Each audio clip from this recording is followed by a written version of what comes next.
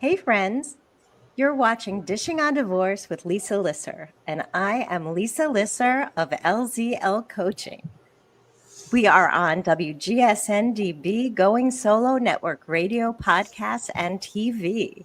Streams on everywhere you find your podcasts. Today, we are going to talk about collaborative co-parenting. This is a tough topic, but it is so important because basically our biggest fear in divorce is how are we going to manage raising our kids? It's our fear, it's our guilt. How do we do this? And yet, our greatest value, our highest value as parents is giving our kids their strongest, best skills so that they can move forward without the pain and the stress that we feel during divorce. So I'm so pleased to invite my guest, Trina Nudson, the visionary founder of BEH2O, a collaborative co-parenting workshop that truly it grasped me in such a way that I trained and became a BEH2O certified coach. I'm so thrilled to bring her on. Welcome, Trina. Thank you so much, Lisa. Thank you for having me. It's my pleasure. I just want to bring this BEH2O workshop theory, plan, pedagogy, mindset shift to the world. And I thought the best way to do it was to bring you onto the podcast. So thank you for coming, and thank you for having the vision to create this really new yet old thing, right? It takes a village. So let's just start by having you share a little bit about yourself and what brought you to this work in the first place. Oh, wow, Lisa. Many years ago, I know that's hard to believe seeing that I look like I'm 21. I try to be funny, but I'm really not. But I was a foster care social worker, and I got extremely frustrated with that system. And I came home, and my then boyfriend, now husband, said, well, who's going to make a difference? And I said, attorneys and judges. And he said, well, then go be one of them. So I quit my job and started law school 3 months later. I did the 26-month program, and immediately after that, I started working for a firm that called themselves a child advocacy firm. And I found myself in the divorce arena thinking, oh my goodness, this is a child I need to care arena with no services in place. And then it became my mission to create those services. And that's where the Lane Project was born. The Lane Project is a social service agency that is committed to safeguarding childhoods. More recently, I founded a nonprofit called the Lane Project for Families, discovering that about 50% of the population that needs our services can't afford them. Around 2015, Lisa, the court started ordering co-parenting therapy for about almost everyone. I was a case manager and a guardian ad litem, and I was sitting there watching it fail miserably. And I knew that there had to be a better way. I started an 8-week curriculum in 2015. Families began to be ordered into it, and court-ordered families said, we need more. After 8 weeks, they said they needed more. And so in 2020, the world paused, and I took advantage of that pause, and I created BEH2O, which is a 16-week co-parenting curriculum. And we've run it here in Kansas, in Johnson County, Kansas, for the last 5 years, and saw a huge transformation in families. And I realized it was a gift that I needed to share with the world. And so in October of this year, I had my first BEH2O certified coaching cohort, and lo and behold, the universe brought me to you, Lisa. That was a wonderful gift from the universe and a gift from you. So that was also a mouthful. So I want to sort of break down a little bit of what you just shared with us so that my audience can really get to know you and who you are, because part of what makes BEH2O so deeply powerful is your commitment and your vision and your deep, deep knowledge of this work. So you started out as a social worker. So you have an advanced degree in social work. And what you saw was that system was broken. And so rather than just twiddling your thumbs and saying, oh no, the system is broken, you took another step and you tried to fix it. What could I do, Trina, to fix this brokenness? I'll go work in a different system. And so you trained to be a lawyer. And that's not easy. You said in 3 months later, I was in law school. Okay, I don't know if you recognize how crazy ridiculous that sounds to someone who went to law school. And I decided in 3 weeks I was going to take the LSATs, but it still took me, it wasn't until 8 months later that I went to law school. So the whole idea that you went to law school after deciding it in 3 months is mind blowing to me. So wow, I'll just start with that. Okay, wow.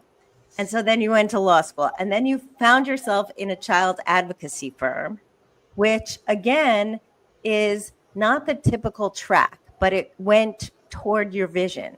So again, you're living your life purpose, which, as we discuss in our training, is your why. What is your purpose, right? Your why. Simon Sinek wrote about it now, about finding your why, but you were living your why back in the early 2000s, right? Back in the late 1990s, you're living your why. And okay, so you're only 21, but still, you were living your why. And you are doing child advocacy, but again, you're seeing that there's something that doesn't work here.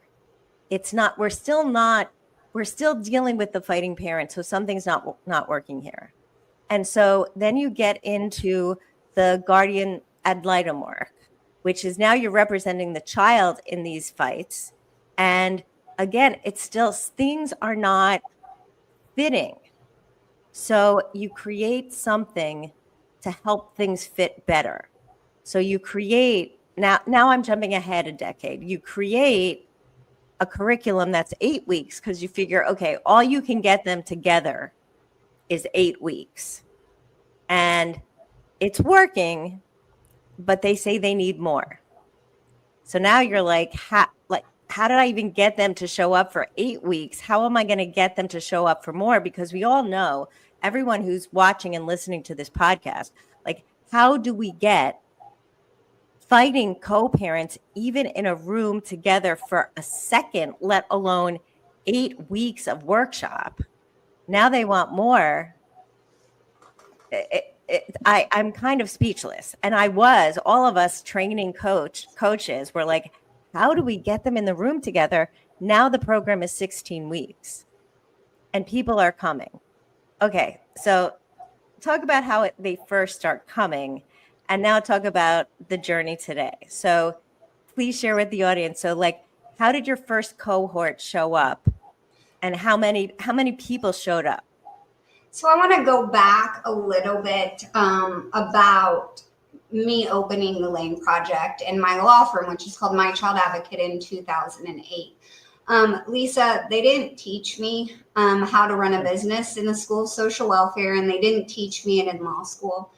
And so I went to school of hard knocks, literally, and went along to get along from about 2008 to 2015. When my husband suggested that I get a business coach through Johnson County. It's Johnson County Community College. It's a small business district type program there. And I was first introduced to Simon Sinek in 2015. And he has he talks about the golden circle. And it was a leadership workshop, and it was talking about how we need to start with our why rather than our how and our what. And as I went through that workshop that was intended to teach me how to run a business, which it helped me to do, all I could hear in my brain is, if I could get parents to do this, if I could get parents to understand their why. And then, Lisa, I just started soaking up business literature. And everything that I read appeared to resonate with co-parenting. And so I began to work in that through my curriculum. And so what happened was this. and why people come now is this. I am not, let's rewind again. Sorry, I'm jumping around. I went to a workshop through the AFCC, and Bruce Cohen, he's a judge out of Arizona, said this. He said, parents don't do this to their kids in spite of their kids. They do it for their kids. They're scared. And Lisa, as a guardian ad litem, I would yell at parents. I would say, what are you doing? Why would you do this to your kids? And admittedly, there were some curse words in there. And I used my why as an excuse for me attacking these parents in that way. When actually I was using my why to undermine my why, because these parents left my office dysregulated and in a worse position than they did before. And it was like, wow. And as a guardian ad litem, Lisa, I was solving problems. I was getting guardian ad litem appointments like this. Why? Because Trina solved the problems. Well, really what I did is I put a cork in him. Because the families, their why wasn't being addressed. They weren't being heard. So how do I get people to come? Well, thanks to the court, they have seen the power of BEH2O and they've started ordering families. But the real transformation, Lisa, is this. Now families are graduating from BEH2O, referring other families to BEH2O because it is a transformation. This is not just about co-parenting. It's about transforming your life. It's about embodying the values that you wish to instill in your kids. It's about being able to breathe again. It's a movement. People don't know what they don't know. And so rather than facing these parents with judgment and shame and blame, understanding, wow, this is hard. You go, it's really cool to have a workout coach, right? You want to like, yeah, I have this fitness coach. But there's some shame in getting help when you're going through a divorce. So when they first meet with me or meet with a coach, we meet them where they're at. We listen to them. And then they keep coming back. Why? Because they feel heard. They don't feel attacked. They're no longer in fight, flight, freeze, or fawn. And they're really able to take in the information we're providing them. One step further is we're not all approaching from co-parenting. We're approaching it from running a business literature, like the Entrepreneurial Operating System, Arbinger Institute's Outward Mindset, Daniel Pink's Drive. Okay. I'm interrupting. I'm interrupting because you're so passionate and you're sharing all of your curriculum mentors. And what I want you to do is like bring it down again, because what our audience needs to hear more and more and more is that what these parents receive in the BEH2O is that they are heard. They are heard. That their feelings matter. Their feelings matter. And that the shame that they feel, whether it's shame that they couldn't hold a marriage together, whether it's shame that they allowed themselves to be diminished in a marriage, whether it's shame that they think that they're not a good parent, whether it's shame for whatever reason, they can release that shame. And in this space, no one is judging them. They learn from it. They grow from it. So they're able to acknowledge, this is how I feel and this is okay. It's analogous to me trying to be like, oh my gosh, why has it been so hard for me to learn to run a business? Because that hard, Lisa, is a gift. Yeah. That hard is a gift, because but for me having to go through all this, I would have never created BEH2O. So similarly, meeting parents and helping them understand that this obstacle is an opportunity to grow. This is a gift. But more importantly, we write a new narrative for the children. Right. So let me go there again. So writing a new narrative, right? BEH2O is a new narrative. So I'm going to take a break from, like, this is the middle of our podcast, and writing a new narrative. And what is BEH2O. What does that stand for? When we come back from our 30-second break, I want you to tell our audience, what does BEH2O stand for and how that incorporates our new narrative. So we'll be right back.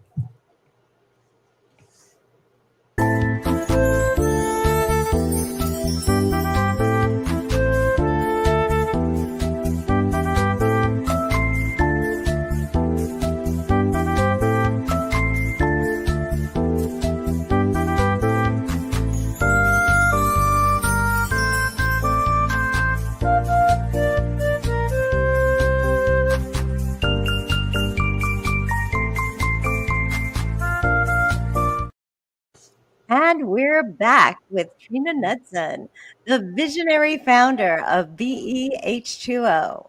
So with that, Trina, we're going to talk about rewriting our narratives. But part of the science, the technology of BEH2O is this new narrative. And it comes from the name BEH2O. What does BEH2O stand for? Well, Be stands for beryllium, Lisa. It is a very strong and flexible metal. And a lot of parents are like, what do you want me to do? Be a doormat, Trina? No. I do not want your fear to undermine your values. I want you to embody the values you wish to instill in your children. And unfortunately, when we're in fight, flight, or freeze, sometimes we fail to do that. So Be is a strong but flexible metal. That's beryllium.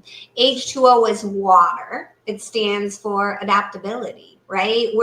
I'm not going to be able to fix everything. I always tell my co-parents, I don't have any magic fairy dust. Like, I don't. I'm not going to lie to you. Your co-parent will fall down. You have the option. You can reach your hand down and pull them back up, or you can roll on the ground with them.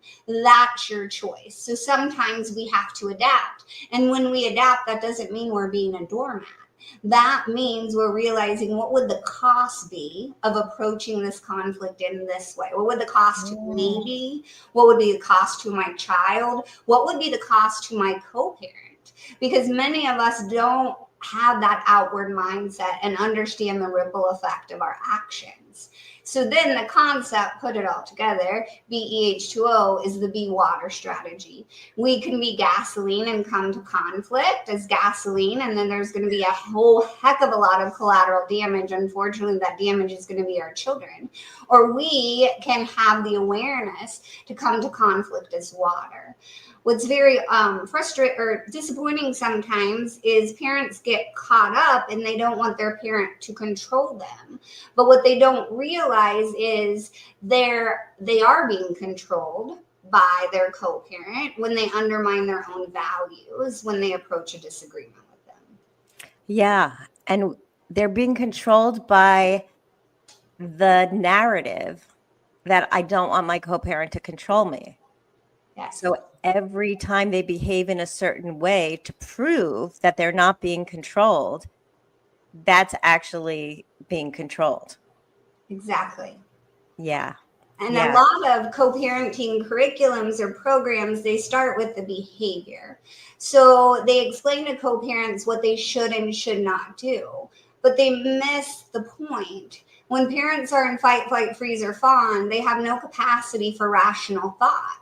So they're not able to transform their behaviors. And many co-parents, it's absolutely unrealistic to have them think positively about their co-parent. I wish I could change that, but it's just not possible in some situations. So that's where we get to the paradigm or the mindset shift.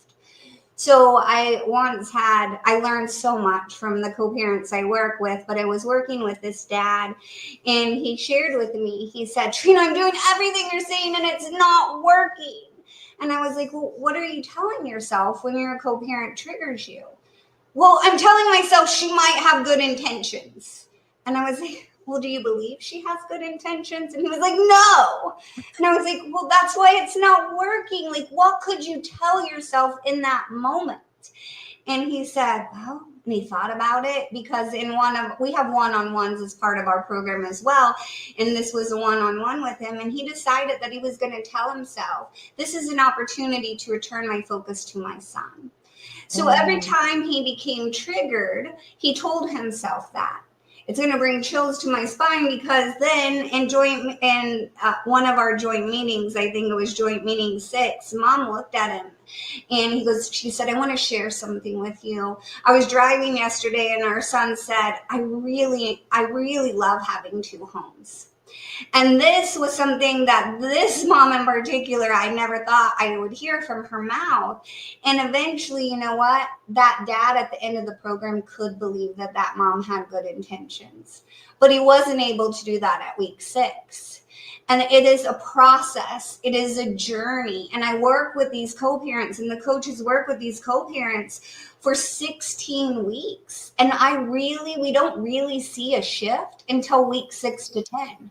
But we're honest with our clients and say, look, don't get mad at me when you don't see a change, right? Do you go to the gym and work out for a day and be like, darn, I'm not fit? We're building new neural pathways in our brain. They used to say that you can't teach an old dog new tricks, but that's not true. We're always building new neural pathways through neuroplasticity. So we tell them that science. We assure them that it's a process. We don't have them believe that we're going to fix it, that we have magic fairy dust. It's mastery. We will fall down, and next time we'll learn how to get up more quickly. I actually celebrate when they fall down during the 16 weeks. What? You celebrate when there's conflict in a session? I do, because it's an opportunity to show them that they can get back up again. Right. Well, that's also part of the process. So I'm going to share a story with you. So I learned how to ice skate when I was a little kid. And I used to pride myself on not falling down. But I was a very tentative skater. I skated very slowly. I skated very carefully. And I didn't fall down. But because I skated very slowly and very carefully, I never learned tricks. I couldn't really skate backwards.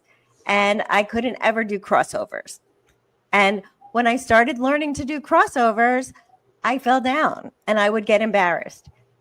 But then I learned how to do crossovers and skating became more fun. Because once I learned to take the risk that I might fall down, I was able to take more risks. And that taught me that sometimes the risk is worth it. And in the program, Lisa, they experience that. So it's really neat because they start to learn these skills. And so and I encourage them, we encourage them to experiment with them in real life. And they start to see them work at work. And they're like, maybe I will try this in my co-parenting relationship, right? Because it worked with my colleague. I'll just give it a try, right? And I don't ever ask them to trust me. Why the heck would they trust me? They don't know who the heck I am. But I ask them to lean in and be curious to the process. Just be curious to the process. That's all that I ask. But in the journals, as they start to lean in, they start talking about their fear. Like, I'm opening up, I'm trusting the process, but I'm scared. I'm scared it's going to come back and bite me. And we write back in their journals. So I'm like, but what is the cost of not leaning in, right? Yeah. Your children deserve better than the past. Are we going to keep looking in the rearview mirror, or are we going to give them better? Right. But that's taking the risk of doing something different. Right? Like we know that our comfort zones are places that are familiar, not places that are comfortable. Right? The word comfort zone is like a misnomer because we stay in places of real discomfort just because we know what that feels like. And to leave a place of discomfort is really hard because we don't know what else is out there. So we keep the same patterns of behavior that doesn't serve us just because we know that behavior. So this idea of taking a risk that could have a different result is terrifying. But when you first take it and then you get a positive result, or even just a different result, you don't know if it's positive or negative, right? You don't know yet. You can't process it, but it's just different. Well, a lot of the times, Lisa, these co-parents can't even imagine or even describe what a successful co-parenting relationship would look like for Right. them. So if they can't envision it, there's no way we're going to create it. So that's actually part of the process, but we don't get there immediately, right? We start envisioning it and doing exercises like that after we've already built the foundation. But then these two co-parents together create their own goals. So what does that look like? How can two parents who like started the program not being able to look at each other, let alone talk to each other, how do they create like a vision together?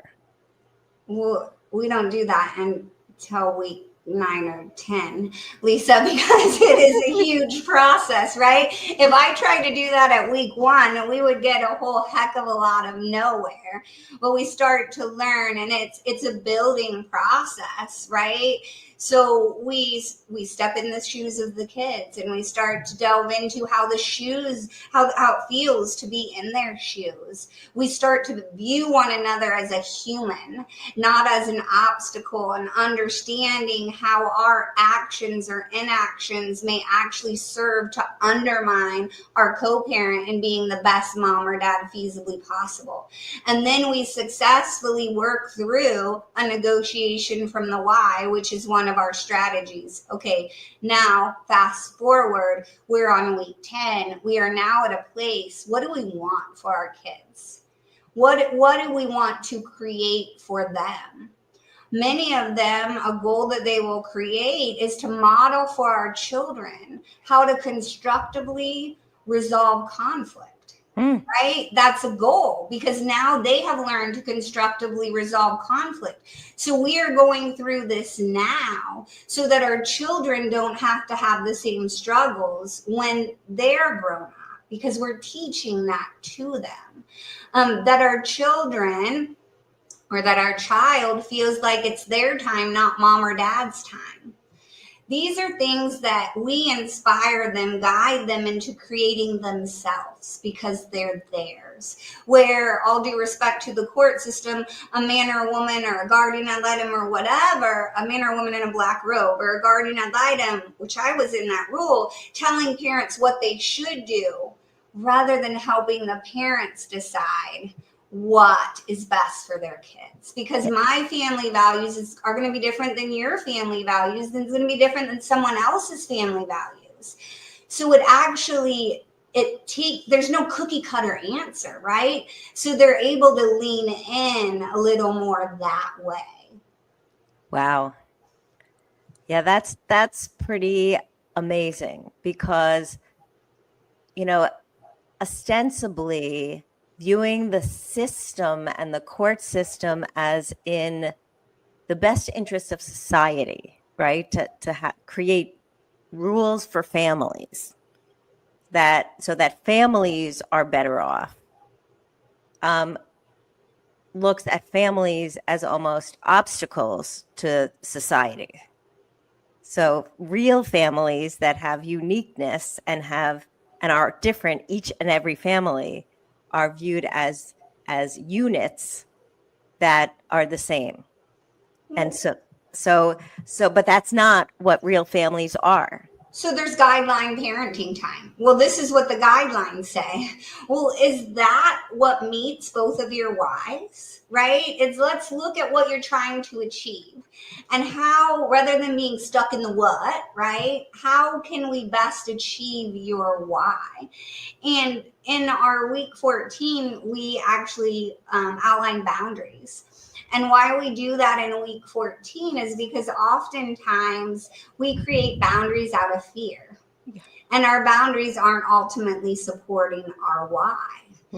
So we only create 3 to 5 boundaries usually. It's because we're not going to solve all the world's problems, right? But if we could take out those primary sources of contention, they're going to be better equipped. Right. To be able to manage conflict when it occurs. So tell my audience a little bit more about how boundaries might not always support your why. So I'm trying to think of an example, but ultimately, if we're going to, okay, let's use this example. We're going to have this boundary that we're always going to have birthday parties together because that's what's best for our kids. So everyone told us that that's what's best for our kids. So we're always going to have birthday parties together. Well, why do you want to have a birthday party together? Because we want it to be a memorable, enjoyable experience for our kids. Okay. How do you feel when you're at that birthday party? Well, I'm anxious. I can't even be present. How available are you for your child? Well, I'm not. Okay. So we're ultimately undermining our why. So we created the boundary out of fear. We don't want our children to miss out on that joint birthday party, right? But ultimately having a joint birthday party is not achieving our why because everyone is absolutely uncomfortable. Right. If that makes sense. And every co-parenting commitment, so I usually have anywhere from 5 co-parenting pairs to 8 co-parenting pairs in my classes. So in our final class, we share our commitments outwardly.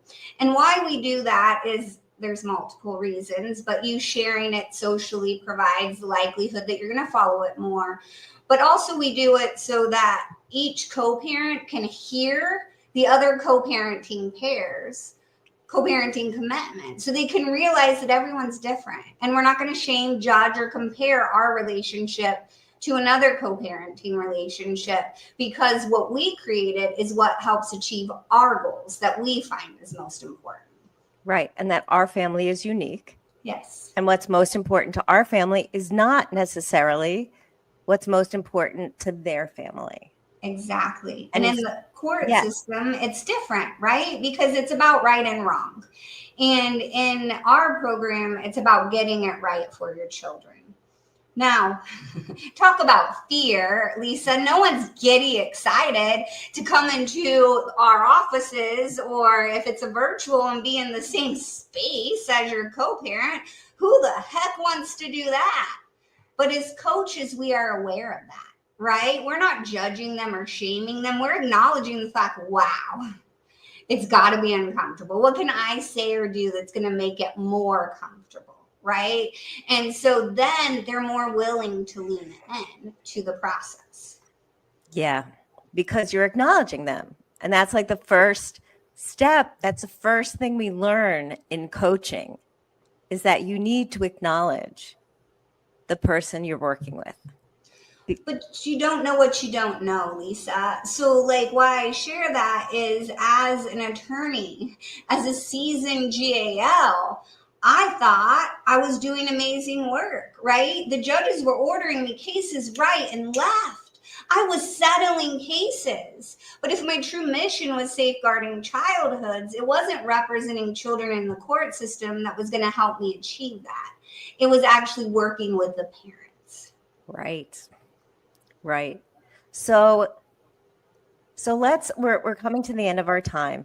But it's been like an amazing eye-opening as always with you, Trina, and I learn more every time, but this is the first time our audience is really hearing from you. And so for people who are first learning about this and who may be skeptics, a lot of people are skeptics, but how can we encourage co-parents who are listening today to find sort of the courage within them to look at their partner in parenting and say, maybe we should try something different? Like, if you want something different, you got to try something different. And you have to practice curiosity. You have to trade judgment for curiosity. And we all think our children deserve better than the past. So we have to do something different going forward. And wouldn't it be, oh my gosh, such an amazing lesson to teach our kids that actually we can constructively resolve conflict? Conflict isn't bad. It actually allows us to have all the information and all the knowledge to make the best decisions feasibly possible. What a huge gift to give to our kids. If they can look at this as there's no right or wrong. Mom and dad are just different, right? Then their children would get to choose their own path, right? Yeah. Rather than to be stuck in the muck of the divorce. Do you want the divorce to be like a black shadow over their head and over your head? No, we need to let the sun come out, right? Yeah. And that doesn't mean rolling over and playing dead. No, and it doesn't mean that you're a doormat. Absolutely And not. so often what we fear is that shifting or not fighting, like being inauthentic to ourselves by fighting is what we have to do in order to stand up for ourselves, when it really isn't in alignment with our values. Absolutely not. It's undermining what we want to instill in our kids. Just take a look at it. We do an exercise in our one-on-one, and I ask parents, what values do you want to instill in your kids? And how are you embodying those values in their interaction with your child? They usually rate themselves well. But when I ask them, how are you embodying those values in your thoughts, words, and actions as it relates to your co-parent, we're not rating ourselves very well. No.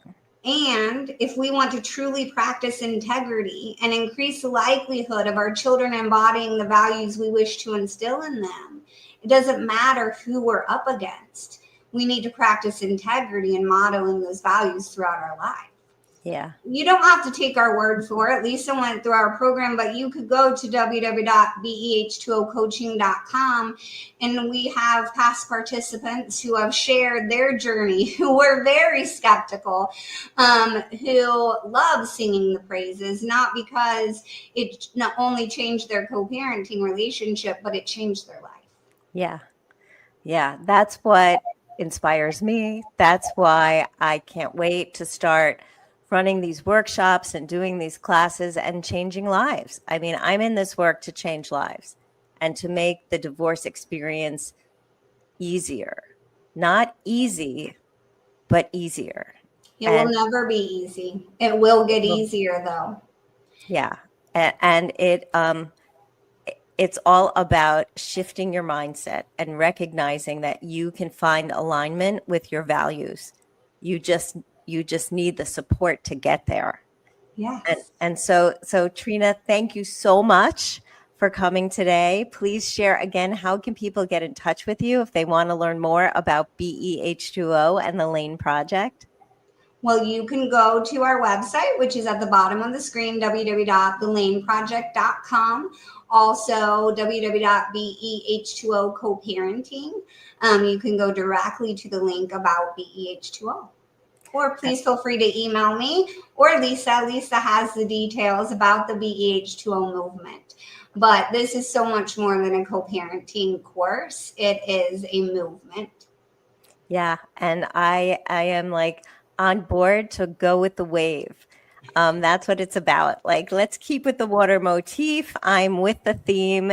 I am a certified BEH2O coach. You can reach me at lisa@lzlcoaching.com. You can find me at www.lzlcoaching.com. I will have all the resources for BEH2O, and I will be running the BEH2O workshops starting in January. So please reach out to me. I have space, but we are filling up. So please sign on and reach out to me, lisa@lzlcoaching.com. We will see you next week. Have a wonderful Thanksgiving. Thank you, Lisa. Thank you.